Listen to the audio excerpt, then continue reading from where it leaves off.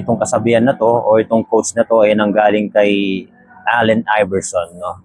Ang sabi niya, isa ito sa mga sinabi niya nung binigyan siya ng award, no, sa basketball. Alam ko nominee siya sa mga greatest player, no, or impact, no, naging impact sa NBA. Ang sabi niya, life is like a boxing match, same fight, different rounds, no. So sinabi niya to, inexplain niya. According sa kanya, yung mga tao daw para-parehas lang na may kanya-kanya tayong laban sa araw-araw, no.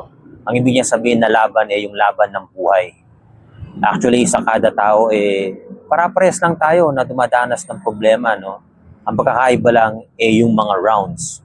Ang pagkakaiba lang kung paano kang mag-response dun sa problemang natatamasa mo o dinadanas mo sa araw-araw.